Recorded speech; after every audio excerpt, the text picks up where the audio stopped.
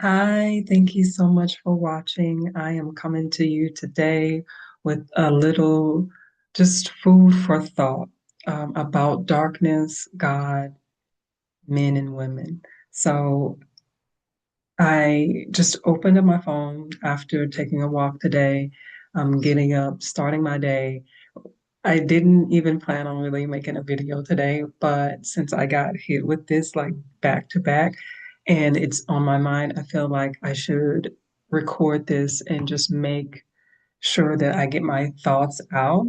And I know that this is a topic that's very popular out there being spoken about, and I just wanted to make sure that I share my thoughts and maybe it's a perspective that would help other women who watch the channel, anybody who watches the channel. But I really have a focus to with the work that I do to help and work with more women and their perspective. And I woke up, I was checking my Facebook, and I follow an author Nadine Jasmine, and she had a post on her page that says something along the lines of statistics show that they are stating that men who do not adore women are gay straight men, and that this is scary, how scary this is. And I know that this is something that a lot of women are dealing with when they're thinking about um, dating and who they're involved with. And I really commented, and I just was like, absolutely, if men aren't adoring the X factor that gave them life in this realm, they are not admiring or honoring their DNA, their X, because X is always what's next. In our DNA, the X has to be there in order for it to be a sustainable life force energy. And it reproduces, that X always reproduces itself, even whether it's man or female or other. It's the X is always there. The Y may or may not be there. And if they are not adoring that reproduction factor, that X factor that reproduces itself, that brought them into being, then there is definitely something there. And that was my response. That was my response. It's like, yes, absolutely. There's definitely a huge factor that would show that if they don't admire women in that way, and they don't admire that X factor, that reproduction factor, that there's a big chance that they may identify as gay. However, then, like right after, I didn't even really scroll anywhere else too much further.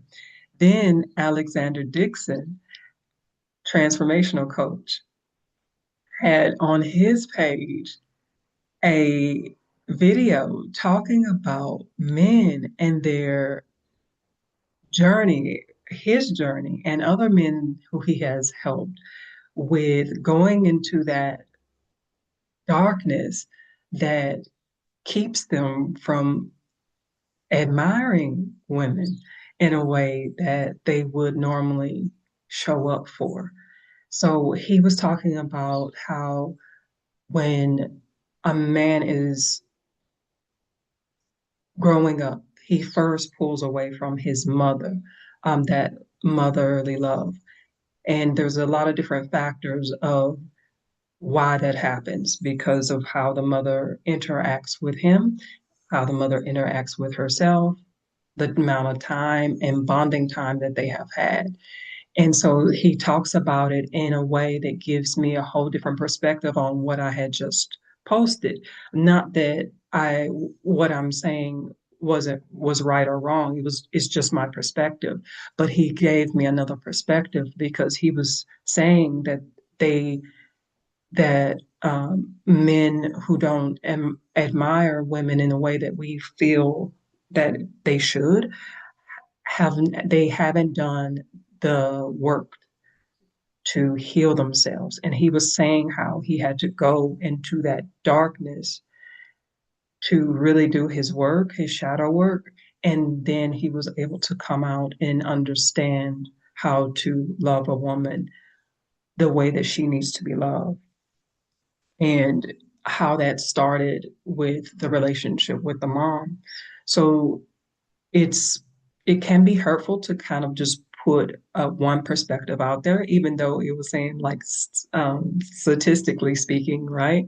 Not not rooted in fact, but this is just a general statement, one general perspective that would start a conversation that really needs to happen. And I love the way that Alexander Dixon spoke about it. He says, um, I didn't heal by becoming nicer. I healed by getting honest before God. Genesis shows us that darkness came first, and God didn't avoid it. God ordered it, brought order to it. That's how my avoidance healed, not performance, not forced softness, but submitting to those parts of me that I kept running from, which is usually the X gene in the DNA. Darkness isn't the enemy. Unsubmitting darkness is darkness first, then light. So I like what the perspective of making sure that we understand that darkness is a foundation. It's not a bad thing. It's there rooted in all of us, and a lot of us do tend to run from darkness, thinking that it's a bad thing, but it is not a bad thing. It was meant to be complementary, just like the X and the Y gene. When they come together, they are meant to complement each other. So they're not meant to fight with each other. Light and darkness are not meant to fight with each other. The man and woman are not meant to be fighting with each other. They're supposed to be absolutely complementary to each other. And so I love the analogy that he uses. So when I go back to the post and it says that, men who don't admire women are gay or this and that. It's just like they haven't learned how to be complimentary to a woman. So that may even cause them to think that they are gay, or they may not know how to deal with a woman. And so they just may avoid her altogether and come off as gay.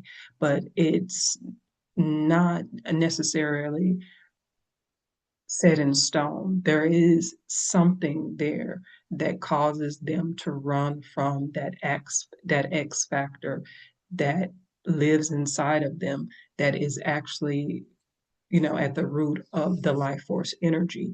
So when he talks about going into that darkness to make sure that you are accepting your darkness just like you accept your lightness, it is all about seeing more of who you are and developing your identity and what really is, how do you define and see darkness, how you define and see lightness, and finding an equilibrium, finding that balance that works for you, what is authentic for you. Like he says, you don't want to be performing like you're light, like you're the good nice guy. You don't want to be performing like you're the dark force, you're the bad guy either. You want to We want to find, as men, women and men, we want to find balance because we have both within. We have that feminine and the masculine within. So we don't have to perform like we are masculine. We don't have to perform like we're feminine. We can just be. And it is our work to go inside the light and darkness within us to find out what that what is that being what is that being like. And instead of actually looking at the outside world and the outside old views of what masculine and feminine should look like. They want to define and put roles on these energies, but they're different in each of us because we are each unique souls. We are each unique beings, right?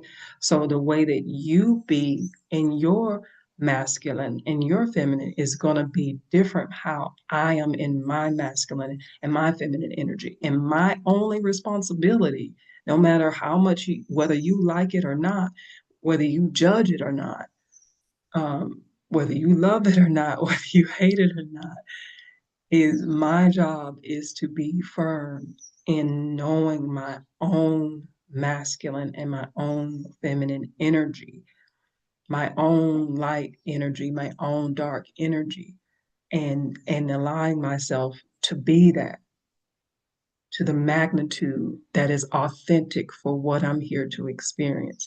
So no matter whether you think it's gay, no matter whether you think it's straight, no matter whether you think it's, it doesn't matter what anybody else thinks and how anybody else may judge it from the outside perspective. They may feel that it's wrong. They may feel that it's this or that. But at the end of the day, it is only you who knows if it's right or wrong. You know within your soul if you are being authentic to your own masculine, feminine, darkness, and light energy. You have to walk around and you have to carry that, and your soul is there with you to remind you. So I just thought that I would come on and make sure that I share that because it really is less about us trying to label how men and women show up in relationships, whether they are gay or straight. You know, that is no longer our focus. That is no longer our responsibility to judge who's gay and who's straight and what their sexual identity is. The main thing is, are you showing up authentically to your divine feminine, your divine masculine? Are you showing up to your divine darkness, to your divine lightness in a way that you were meant to do? And that is it. And that is to be complementary to you as a being. That is my only responsibility is to ask you that if I see something that comes up as a red flag for me, to make sure that you are guiding yourself through this journey in a way that is actually elevating for yourself and those who are around you. That is the only thing that I could offer you, and that's the only thing that anybody else could really offer you to help you on that journey. And once you know that, you don't have to be defending yourself as a person who goes into things that are quote unquote considered darkness and things that are even considered, you know, God. God is mostly considered to be of light and of love, and the darkness has this stigma of being bad. But at the end of the day, we need to have that balance and that equilibrium within ourselves and truly define our own path on that journey.